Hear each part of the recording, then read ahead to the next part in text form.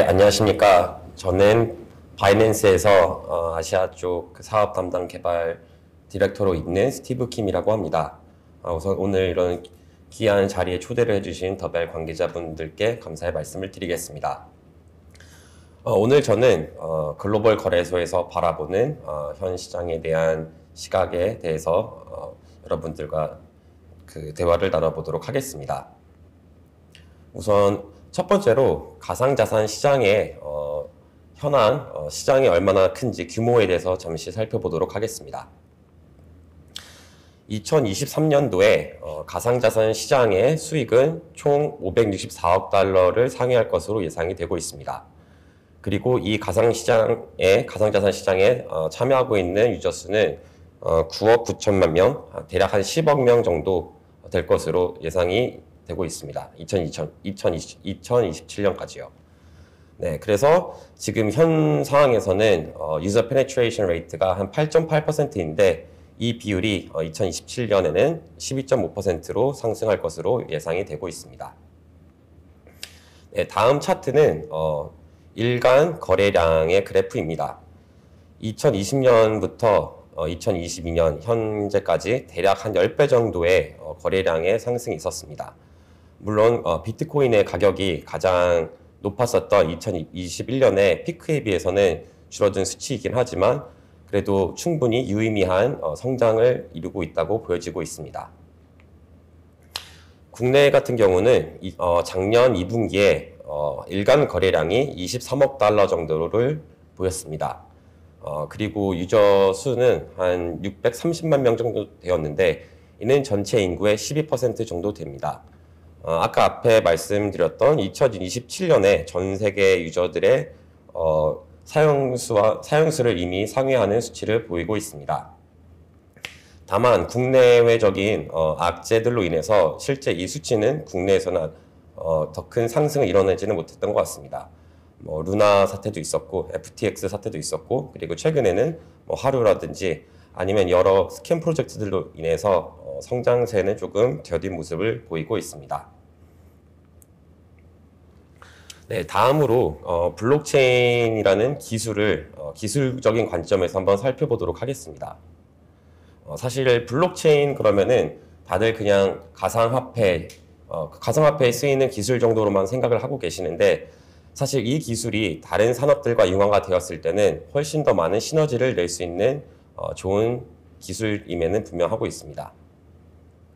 그래서 블록체인이 적용될 수 있는 각각의 산업군들을 살펴보도록 하겠습니다. 우선 제일 먼저 떠오르는 산업이 송금 쪽인 것 같습니다. 네, 블록체인을 사용을 하면 송금이 보다 빠르고 그리고 적은 비용으로 진행이 될 수 있습니다.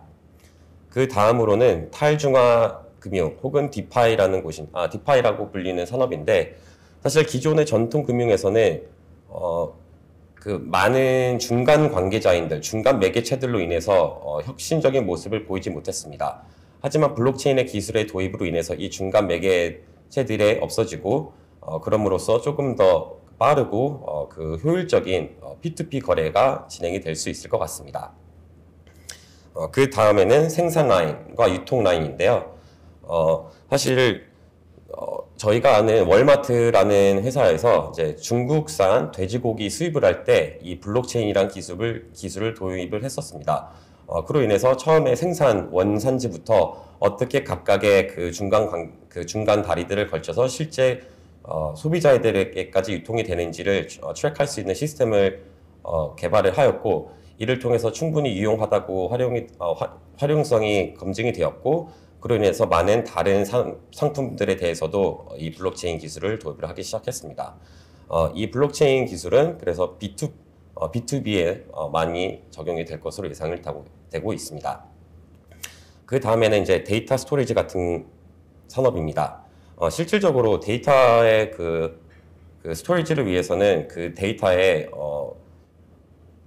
그 인테그리티가 중요한 부분인데 블록체인 기술을 도입함으로써 이 보안이라든지 그런 유지에 조금 더 차별화를 줄 수 있었습니다. 네, 그리고 다음으로는 헬스 산업인데요. 헬스 레코드가 실질적으로 개인에서 병원으로 유통이 될 때 그 보안성이나 아니면은 출처에 대해서 명확하게 보존이 되어야 되는데 이런 부분들이 블록체인의 도입으로 조금 더 강화가 될 수 있을 것 같습니다. 그 외에 다른 산업들 같은 경우는 사실 아까 앞전에 말씀 주셨던 뭐 게임이라든지 아니면은 이제 에너지, 그 부동산 등 여러 다양한 산업들에서 블록체인의 기술이 활용이 될 수 있습니다. 블록체인 기술 외에 최근에 가장 핫했었던 어떤 기술은 AI 쪽 기술일 것 같습니다.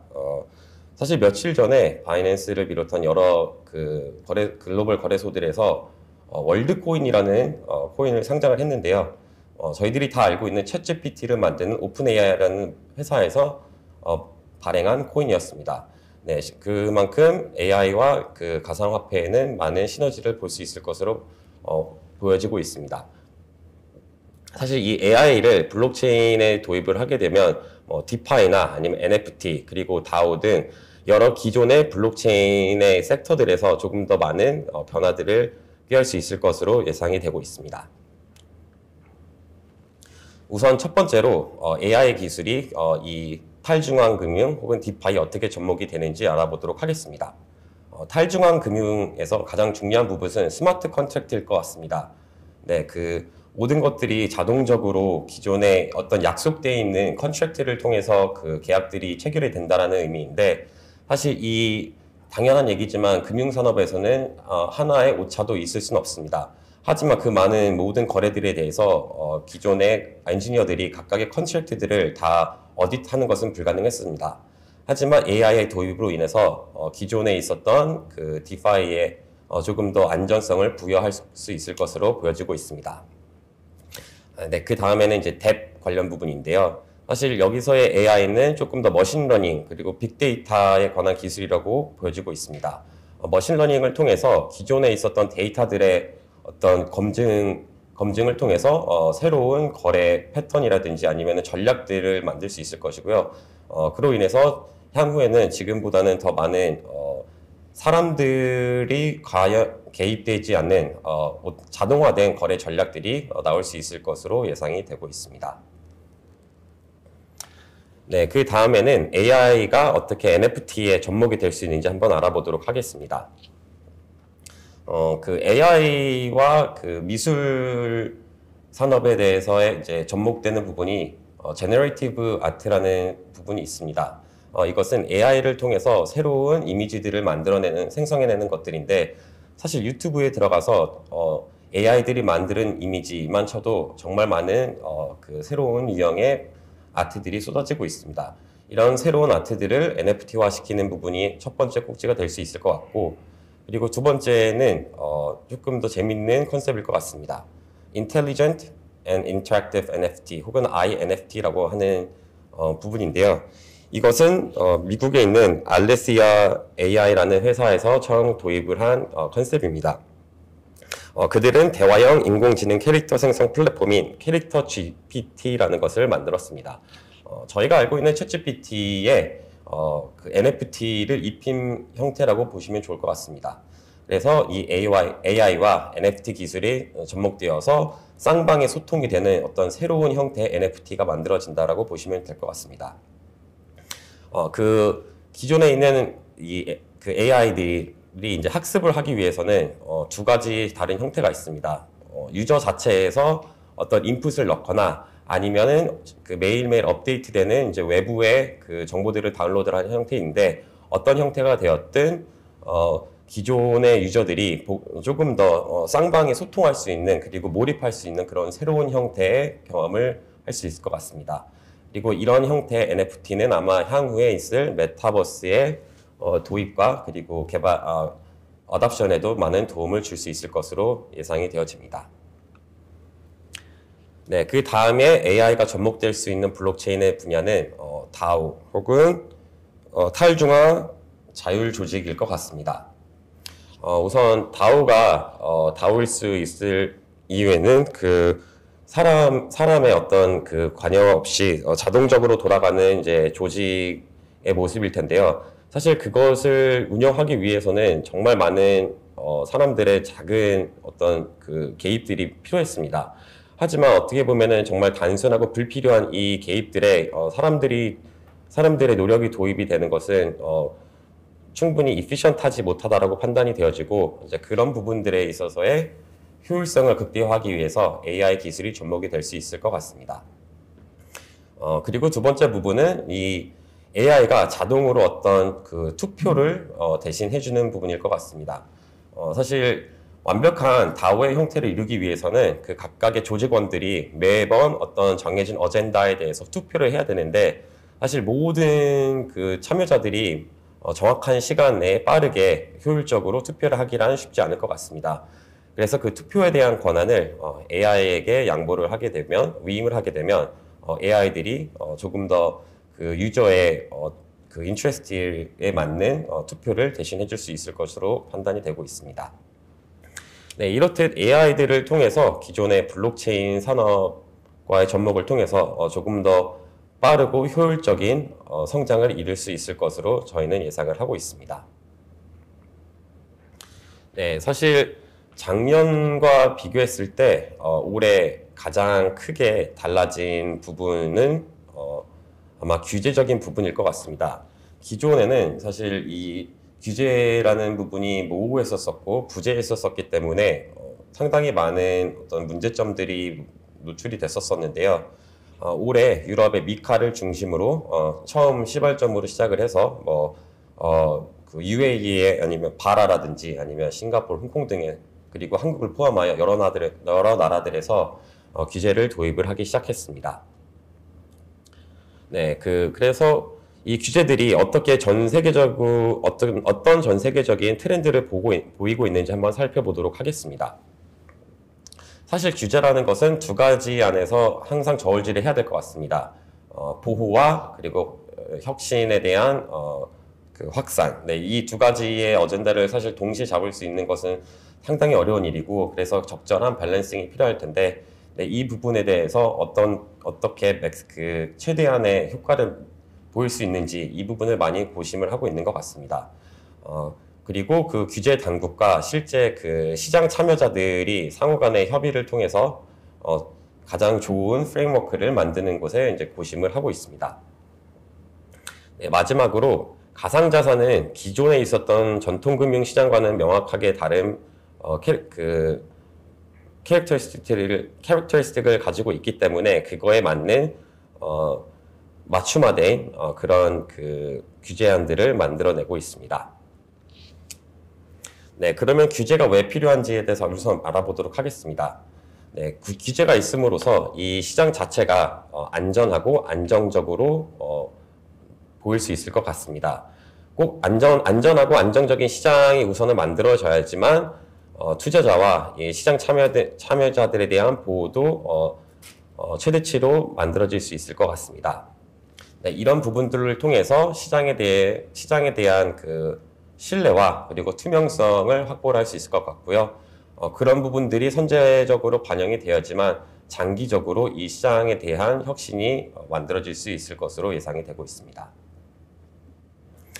네, 아까 말씀드렸듯이 이제 그 유럽의 미카가 전 세계에서 어떻게 보면 가장 첫 번째로 잘 만들어진 이제 규제 프레임이라고 볼 수 있는데요. 올해 6월 달에 처음으로 통과가 되었었고요. 그리고 한 18개월의 이제 그 조정 기간을 거쳐서 적용이 될 것으로 보이고 있습니다. 네, 그 카스프 혹은 이제 그 시장 참여자들을 부르는 용어인데 크립토 애셋 서비스 프로바이더들 이 그 시장 참여자들은 27개의 나라에 대해서 공통으로 적용되는 이 하나의 단일 규제를 준수를 하면 되는 것으로 보여지고 있습니다. 어떻게 보면 이 하나의 규제를 준수를 함으로써 27개의 다른 나라들에도 사업 영위를 할 수 있는 부분들이 있기 때문에 아마 이런 부분들에서 규제적인 아비트레이지가 나올 수 있을 가능성이 있다고 보여지고 있습니다. 네, 아까도 말씀드렸듯이 사실 이제 이 규제에서 가장 핵심은 어떻게 그 투자자들을 보호하면서 이 사업의 혁신과 확장을 일으킬 수 있느냐에 대한 고민인데 이 두 가지 부분들에 대해서 현재까지는 그래도 잘 융화를 이루고 있다, 잘 밸런스를 맞추고 있다라고 평가가 되어지고 있습니다.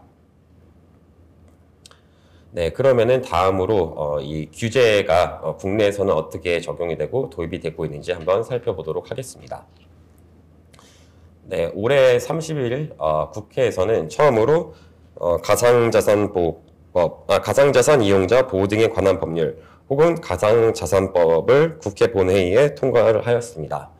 네, 2024년 7월부터 시행이 될 예정이고요. 19개의 법안을 담고 있습니다. 우선 이 첫 번째 법안들은 그 투자자 보호에 초점이 많이 맞춰져 있습니다.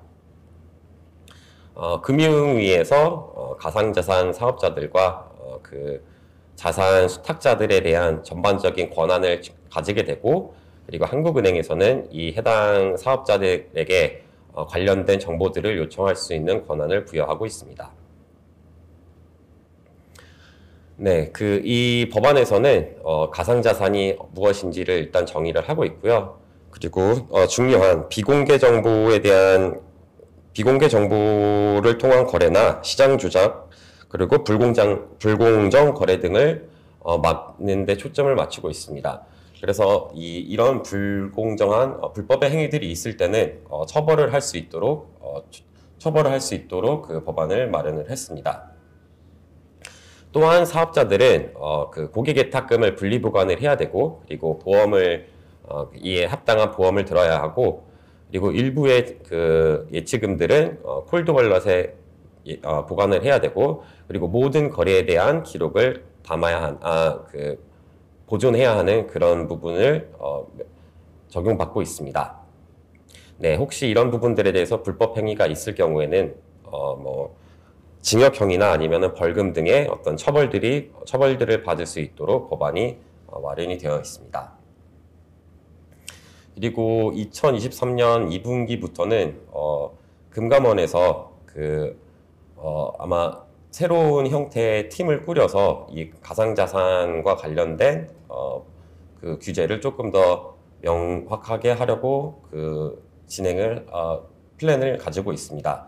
그래서 새로이 디지털 금융본부라는 것을 만들게 될 것이고, 그 본부를 통해서 이 산업의 전반적인 그 감독과 그리고 그 조사들을 진행을 할 것으로 보여지고 있습니다. 이런 부분들은 이미 2024년 시행될 가상자산법에 나와 있는 내용들입니다. 네, 그리고 서울남부지검에서는 가상자산합동수사관이라는 그 단체를 꾸렸고, 이를 통해서 불법 가상자산과 관련된 불법 행위라든지 아니면은 그 각각의 프로젝트들의 증권성 여부, 그리고 이것들을 트래킹할 수 있는 시스템을 만들고, 그리고 이와 관련된 그 조사관들을 교육시키고, 궁극적으로는 이 대검과 함께 협동 수사를 할 수 있는 이런 별도의 팀을 꾸렸습니다.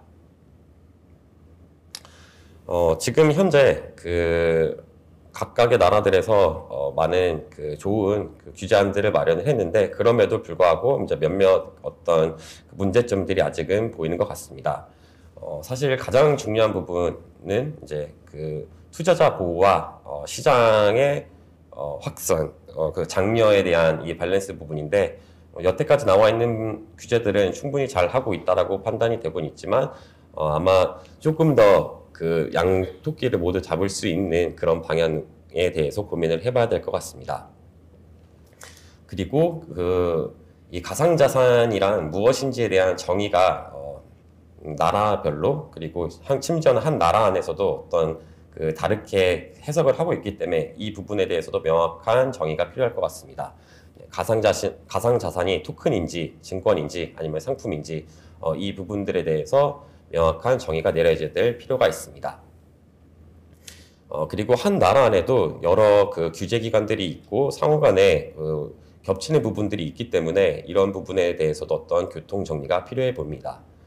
그리고 마지막으로 사실 가상자산이 불법이나 범죄에 많이 이제 적용이 되고 있다라는 잘못된 어떤 컨셉션들이 생겨가지고 이런 부분에 대해서도 어느 정도는 해소가 되어야 된다고 생각을 하고 있습니다.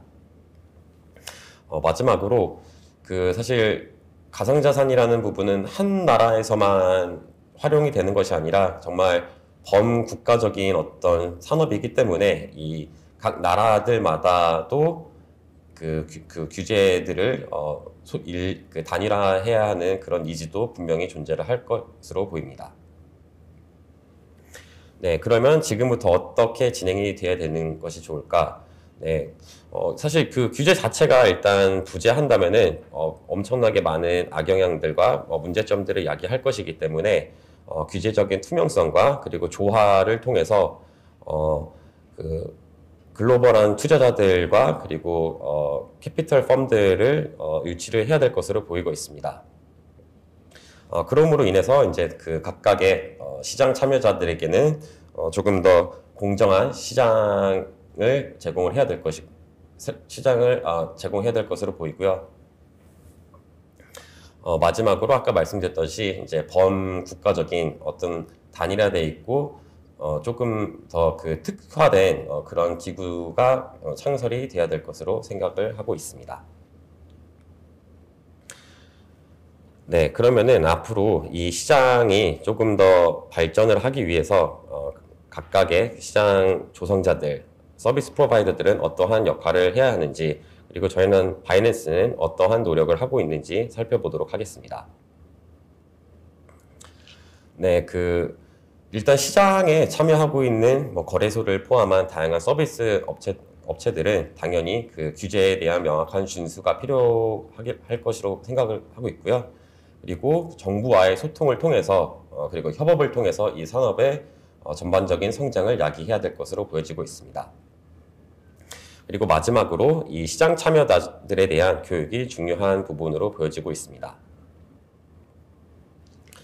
네, 우선 저희 바이낸스 같은 경우는 미국, 유럽, 남미, 그리고 아시아 파시픽 여러 나라들에서 이미 그 규제를 준수를 하고 있고 관련된 라이센스를 보유를 하고 있습니다.